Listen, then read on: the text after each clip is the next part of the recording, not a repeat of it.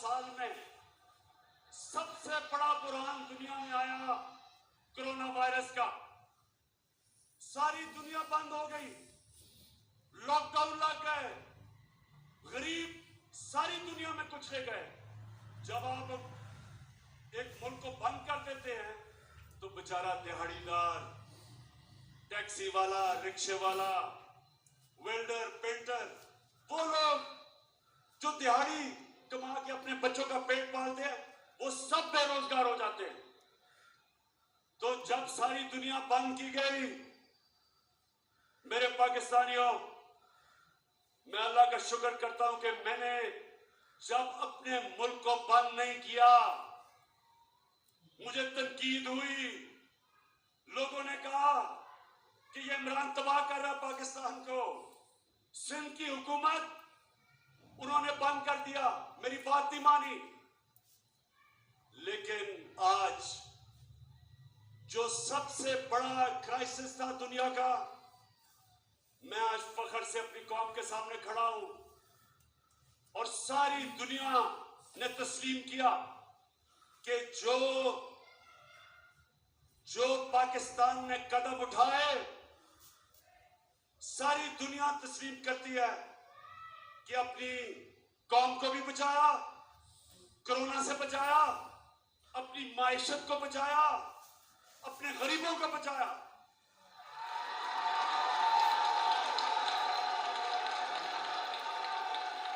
अभी world bank ने एक रिपोर्ट दी है।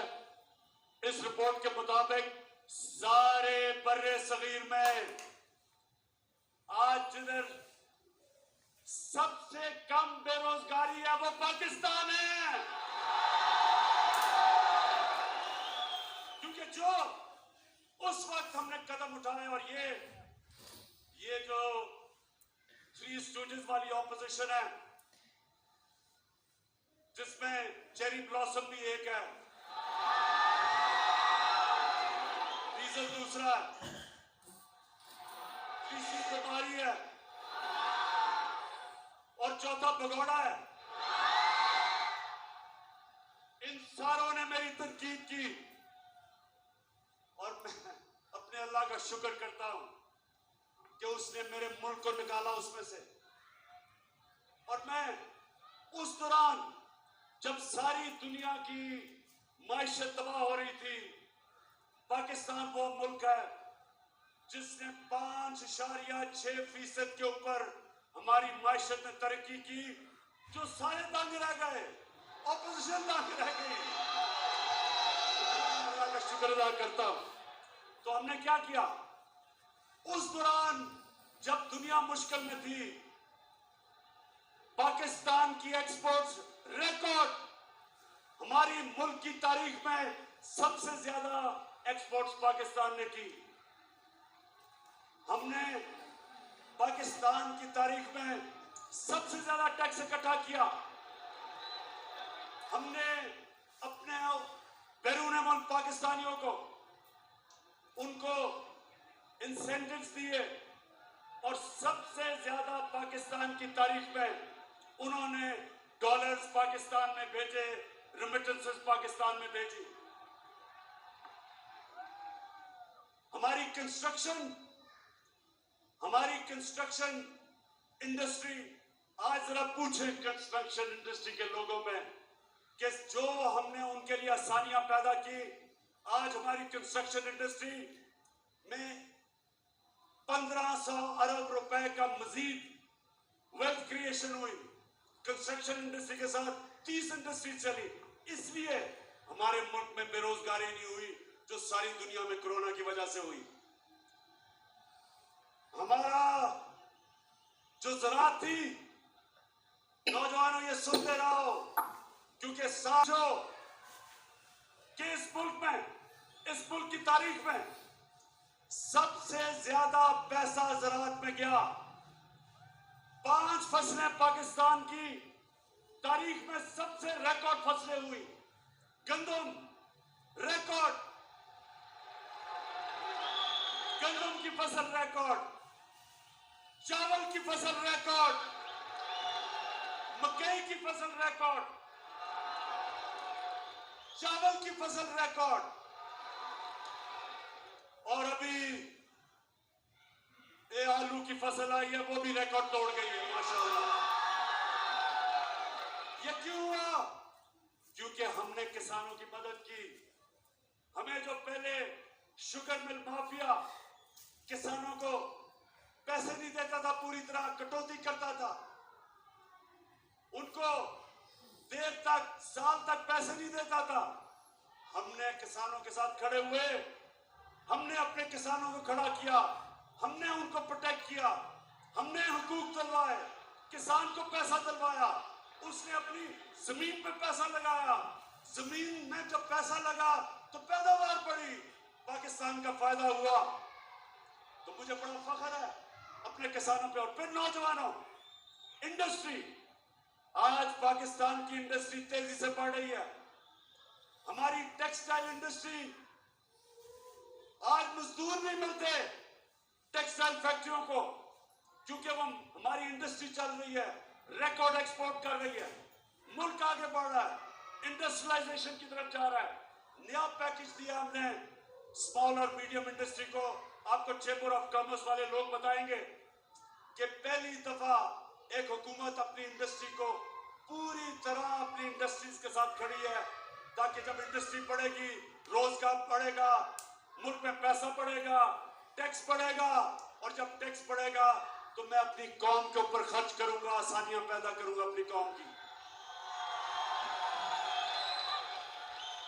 फिर नौजवानों, ये तैयार हो जाओ, पहली दफा पाकिस्तान में तनख्वाहदार लोगों के लिए, जिनके पास कभी भी पैसा नहीं था अपना घर खरीदने के लिए, हमने पहली दफा पाकिस्तान के बैंकों के साथ मिलकर 30 अरब रुपए उनको सब्सिडी दी।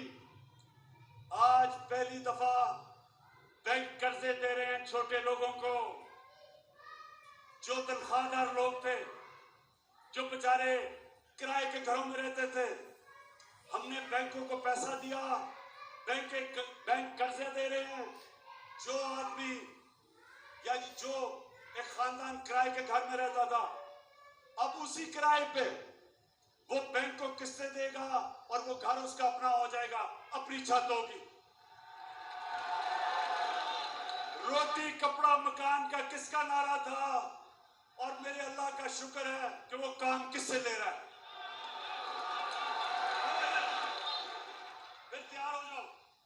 ये कहते हैं ना कि इस गवर्नमेंट ने किया कुछ नहीं, मैं चैलेंज करता हूं, 30 साल से ये हुकूमत कर रहे हैं, मुझे चैलेंज हो, मैं इनको करता हूं कि आप बताएं कि आपने मुल्क के पानी, जो बहुत बड़ा मसला बनता जा रहा मुल्क का, शहरों के अंदर पानी नहीं है, लाहौर के अंदर पानी नीचे चला गया, कराची में टैंकर माफिया है, आज पिंडी में पानी कम है।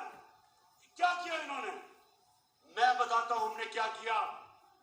पहली दफा 50 साल के बाद पाकिस्तान में बड़ी डैम्स बन रही हैं। 50 साल के बाद मेरे पाकिस्तानियों, हमने डैम्स बनाई हैं, और इंशाल्लाह पेशावर के लोगों को तो अभी मैं खुशखबरी देता हूं कि 2025 में ममान डैम बनेगी, और ममान डैम से सारे पेशावर को पानी भी मिलेगा। बड़ा इलाका ज़राअत के लिए, किसानों के लिए ज़राअत में फसलें उगाने के लिए आ जाएगा, और बिजली भी बनेगी, और सबसे सस्ती बिजली बनेगी। उसके बाद बड़ी डैम दासू डैम बनेगी 2027 में। और नौजवानों, खुशखबरी ये है कि 2028 में जो पाकिस्तान में दुनिया के अंदर बड़ी डैम समझी जाती है, वो बादशाह डैम बनेगी 2028 में, टाइम पे चल रही है। इससे क्या होगा? इससे मेरे पाकिस्तानियों, हमारे पास दुगना पानी हो जाएगा रिजर्व्स में। हमारा पानी जो हमारी डैमों में दुगना होगा, इसका मतलब काश के लिए हमारे पास पानी दुगना हो जाएगा। इसका मतलब शहरों में हम पानी दे सकेंगे। ये जो पानी के मसले आ रहे हैं आगे, इससे इंशाअल्लाह पाकिस्तान की दौलत में इजाफा होगा।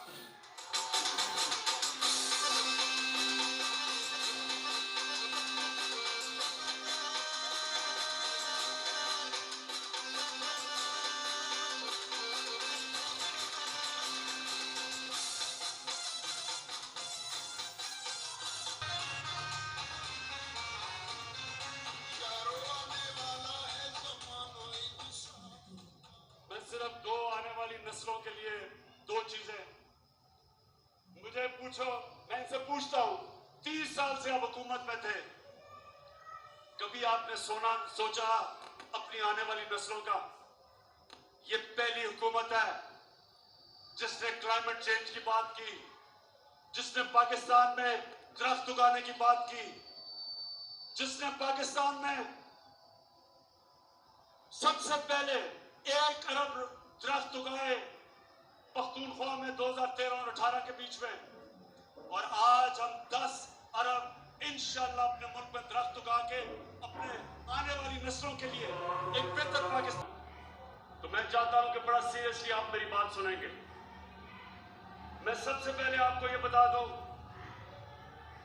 नौजवानों, आप खुशकिस्मत हो, आपके तो माँ बाप भी एक आजाद मुल्क में पैदा हुए थे। मेरे माँ बाप एक गुलाम हिंदुस्तान में पैदा हुए थे, और मैं पहला हम जनरेशन थी जो एक आजाद पाकिस्तान में पैदा हुए थे। मेरे माँ बाप ने अपनी तौर पे तहरीके पाकिस्तान की जो आजादी की स्ट्रगल थी, दोनों ने शिरकत की। और जब मैं बड़ा हो रहा था तो हमेशा उन्होंने मुझे एक बात याद करवाई। उन्होंने ये कहा कि तुम्हें नहीं पता तुम कितने खुशकिस्मत हो कि तुम एक आजाद मुल्क में पैदा हुए हो। मेरे पाकिस्तान के रहने वाले, अगर आपने इस चीज को समझना है तो बैरूने मुल्क पाकिस्तानियों से पूछें क्यों वो अपने मुल्क के लिए तरसते हैं, क्यों वो आज सारे तहरीक इंसाफ के साथ खड़े हैं, क्यों खड़े हैं? क्योंकि जब वो बाहर किसी पराए मुल्क में रोजी कमाने जाते हैं तो उनको सबसे ज्यादा कदर होती है कि अपने मुल्क में रहना कितनी बड़ी अल्लाह की नेमत है। एक आजाद मुल्क में रहना कितनी बड़ी अल्लाह की नेमत है। तो मैं जब अपनी पॉलिटिक्स शुरू की थी 25 साल पहले, तो मैंने अपना नस्बुलैन अपनी जमात का नौजवानों इय्याका नअबुदु व इय्याका नस्तईन क्यों रखा था? इसलिए रखा था कि अल्लाह तेरी इबादत करता हूं और तेरे से मदद मांगता हूं और किसी के सामने नहीं झुकता।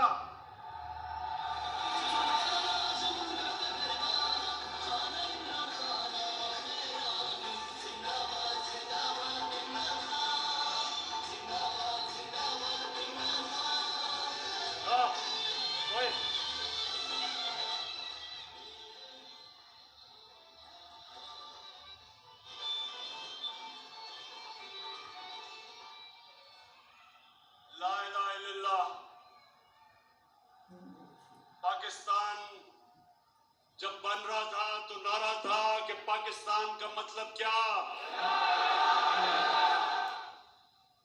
ये क्यों नारा था? ये नारा एक गैरतमंद कौम का था कि अल्लाह तेरे सिवा कोई खुदा नहीं, ला इलाहा इल्लल्लाह। इंसान को गैरत देता है। मेरे पाकिस्तानियों, ये याद रखना कि सारी दुनिया उस इंसान की इज्जत करती है जो अपनी इज्जत करता है। बेगैरत आदमी की कोई इज्जत नहीं करता। अरबों रुपए कमा लो, अरबों पति हो जाओ,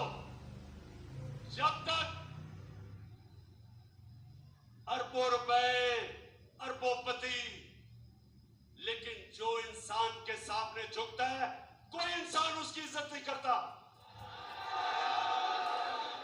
मेरे पाकिस्तानियों, क्योंकि मैं आज आपके दिल की बातें कर रहा हूं, मुझे पॉलिटिक्स में आने की कई वजूहत थी।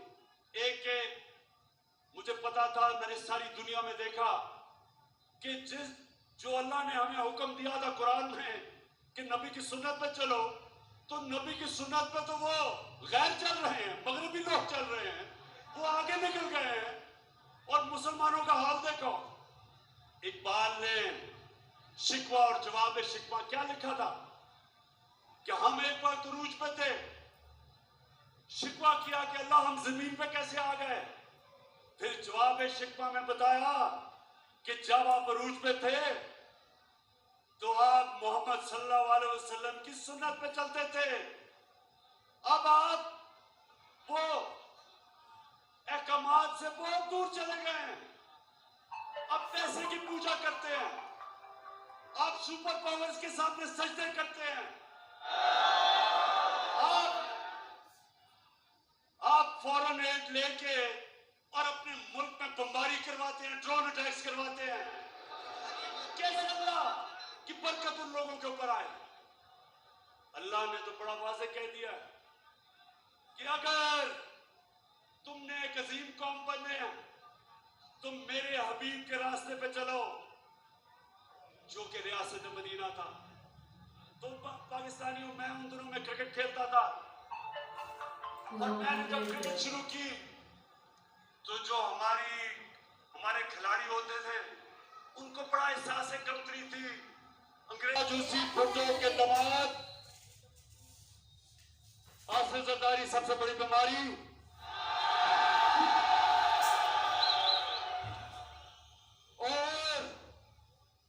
और उसका नवासा कम पे टांग रही है। दोनों कुर्सी की लालच में अपने नाना की कुर्बानी को बुलाकर इसके कातलों के साथ बैठे हुए हैं और उनकी वकालत कर रहे हैं। शर्म नहीं आती कि सियासत तो करनी है नाना के ऊपर, और जिन लोगों ने उसको फांसी दिलवाई थी अपनी कुर्सी की खातर उनके साथ घुसे हुए दोनों अंदर। शर्म करो, शर्म करो।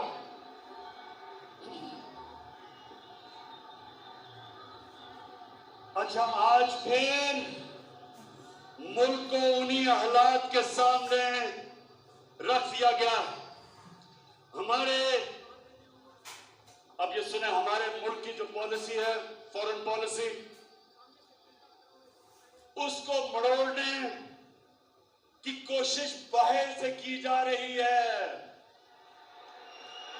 बाहर से हमारे मुल्क की फॉरेन पॉलिसी को मुतासिर किया जा रहा है।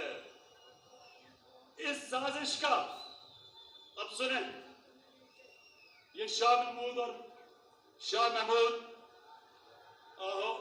उधर उतारो उधर, कि इस साजिश का हमें पिछले महीनों से पता है कि ये साजिश हो रही है। महीनों से ये जो आज सब इकट्ठे हो गए, ये जो आज कातिल और मकतूल इकट्ठे हो गए हैं, कातिल और मकतूल को इकट्ठे करने वालों की भी, इनको जिन्होंने इकट्ठा किया उनका भी हमें पता है। लेकिन आज वो जुल्फिकार अली भुट्टो वाला टाइम नहीं, वक्त बदल चुका है।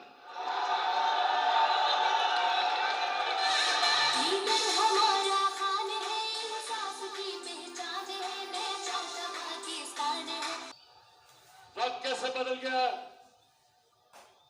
पाकिस्तानियों, एक अंग्रेजी में सेइंग है कि यू ओनली river once. मतलब कि जब आप दरिया पार कर रहे होते हो तो वो दरिया नहीं रहता, वो पानी निकल जाता है, वक्त निकल जाता है। ये नया टाइम आ चुका है और ये है सोशल मीडिया का जमाना। कोई चीज नहीं छुपती।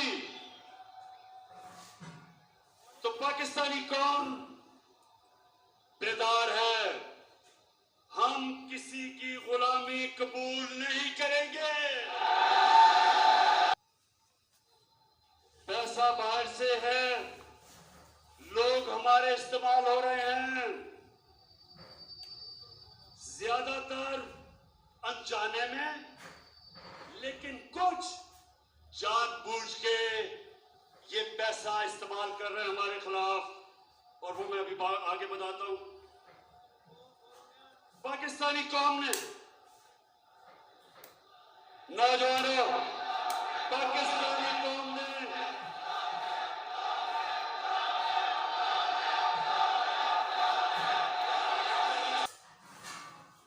बाहर के अरबों रुपए लेके हुकूमत के खिलाफ साजिश करने वाले गुलामों को कामयाब होने देंगे? मैं यही इसलिए आपको आज बुलाया था मेरे पाकिस्तानियों। मैंने आपको बुलाया इसलिए था,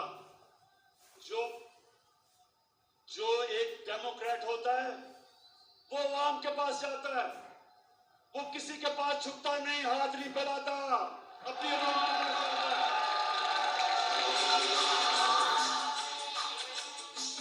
कि किन किन जगहों से बाहर से हम पे दबाव डालने की कोशिश की जा रही है, हमें पता है। लेकिन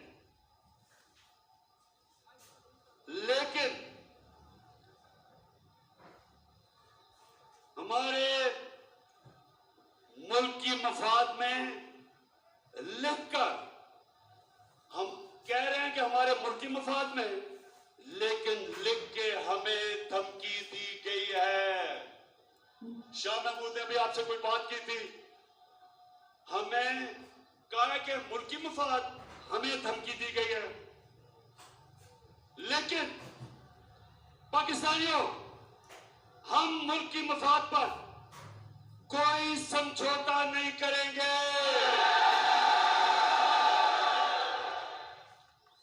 मैं आज कौम के सामने पाकिस्तान की आजादी का मुकदमा रख रहा हूं, आपके सामने। मैं इल्जामात नहीं लगा रहा। अब ये जरा सुने, मैं इल्जामात नहीं लगा रहा। मेरे पास जो ये खत है, ये सबूत है। ये मेरे पास जो खत है, ये सबूत है। और मैं आज ये सबके सामने कहना चाहता हूं कि कोई भी शक कर रहा है ना इस मेरे खत के ऊपर, कोई भी शक कर रहा है, मैं उनको दावत दूंगा, ऑफ द रिकॉर्ड बात करेंगे। लेकिन मैं आपको खुद देख सकेंगे कि ये मैं किस किस्म की बात कर रहा हूं। अपनी कौम और मीडिया को ये सोचने, हम सबको, हमने ये सोचना है कि हम कब तक ऐसे रहना चाहते हैं। मैं अपनी कौम को भी कह रहा हूं, अपनी मीडिया को भी कह रहा हूं कि हम कितनी देर इस तरह गुजारा करेंगे। धमकियां मिल रही हैं।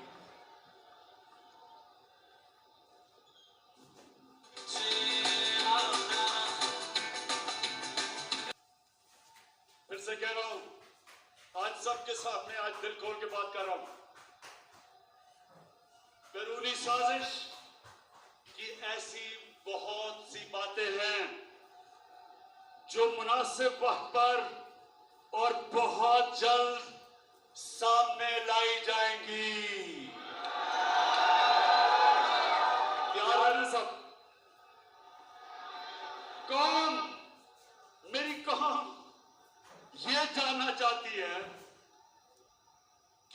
लंदन में बैठा हुआ किस किस से मिलता है?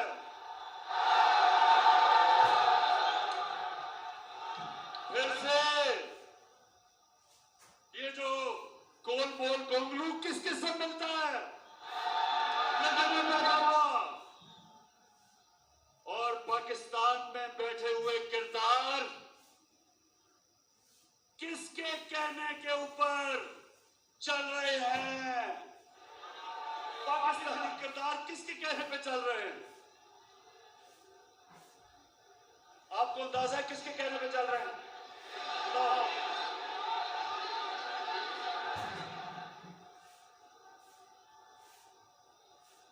हमारे पास जो सबूत है, हर चीज को मैं जाहिर कर रहा हूं। जो हमारे पास सबूत है, मैं ये इसलिए आपके सामने बातें कर रहा हूं। इससे ज्यादा मैं तफसील में इसलिए बात नहीं कर रहा क्योंकि मेरी सबसे बड़ी कोशिश होती है कि मेरे मुल्क के मफादात की हिफाजत की जाए। मैं कोई ऐसी बात ना कर दूं कि मेरे मुल्क को नुकसान पहुंचे।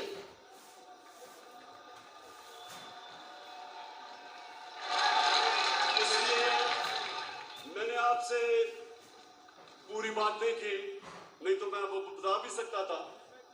मुझे किसका डर है? मैं तो एक पाकिस्तानी हूं, आपके सामने वो इंसान हूं जिसको मेरा अल्लाह सब कुछ दे चुका है। मुझे तो कोई इंसान कुछ नहीं दे सकता। मैं तो जब सियासत में आया था, अल्लाह ने तभी मुझे सब कुछ दे दिया था। मुझे तो किसी चीज की जरूरत नहीं है। अपने घर में रहता हूं, अपने घर के पैसे देता हूं, खर्चा बर्दाश्त करता हूं। कोई मेरा कैंप ऑफिस नहीं है।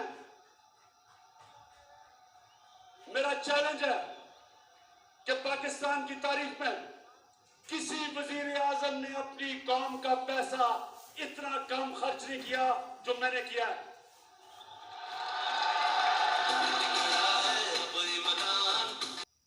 मेरे पाकिस्तानियों, एक चीज याद रखना, आप एक अजीम कौम है। अगर हम उस अज़मत पे नहीं पहुंच सके, बहुत बड़ी वजह उसकी ये चोर हुक्मरान जिन्होंने 30 साल से इस मुल्क को लूटा।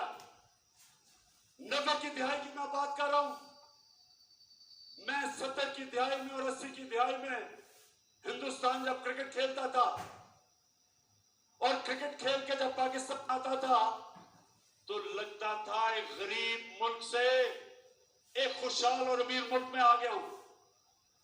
90 की दहाई में जब ये 2 करप्ट खानदान इस मुल्क के ऊपर हावी हुए, हर चीज में हम पीछे रह गए। सारे बरसरीर में हिंदुस्तान आगे निकल गया। 90 तक हम हिंदुस्तान से आगे थे, ह्यूमन डेवलपमेंट में आगे थे। यहां खुशहाली ज्यादा थी, गुर्बत कम थी। बांग्लादेश से हम इतना आगे थे कि कोई तसव्वुर भी नहीं कर सकता था कि बांग्लादेश भी एक दिन हमारे से आगे निकल जाएगा। इन 2 चोरों ने जब से मुल्क का खून चूस के मुल्क का पैसा बाहर ले जाना शुरू किया, हम पीछे रह गए। और मैं 25 साल से इनका मुकाबला कर रहा हूं। 14 साल अकेला इनका मुकाबला किया। लोग तो बाद में मेरे पास आए और मैं कभी भी कोई भी जाती मुफादात के लिए इतनी देर जंग नहीं लड़ता। और उस आदमी को जिसको अल्लाह सब कुछ दे चुका था, जितनी देर मैं वजीर आजम बना हूं, इससे कम अरसे में जब नवाज शरीफ वजीर आजम बना था 18 फैक्ट्रियां बना चुका था। उनको फख्र होता था। तो मुझे इसलिए तकलीफ थी कि इस तरह के लोग मुल्क के ऊपर आए, मुल्क को लूटा। और जो जनरल मुशर्रफ ने सबसे ज्यादा जुल्म किया इस कौम पे, मार्शल लॉ से ज्यादा जुल्म किया कि इन 2 डाकुओं को एनआरओ दे दिया, इनके सारी चोरी माफ कर दी अपने इक्तदार के लिए। घुटने टेक दिए इनके सामने और इन्होंने आके 10 साल में दोनों हाथों से मुल्क को लूटा। 10 साल ये लूटते रहे और जब मेरी हुकूमत आई पहले दिन से इन्होंने मेरे पर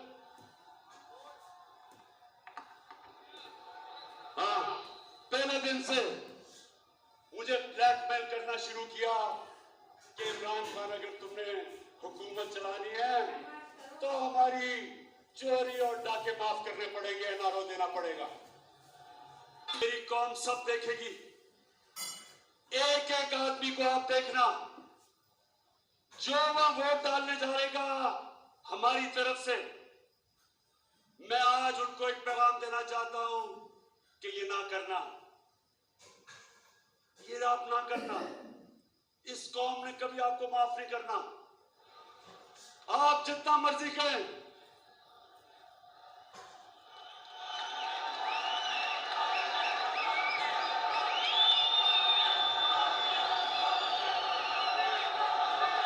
आप जितना मर्जी कहेंगे कि जी वो देखे ना हमारे से हुकूमत ने अच्छा नहीं किया,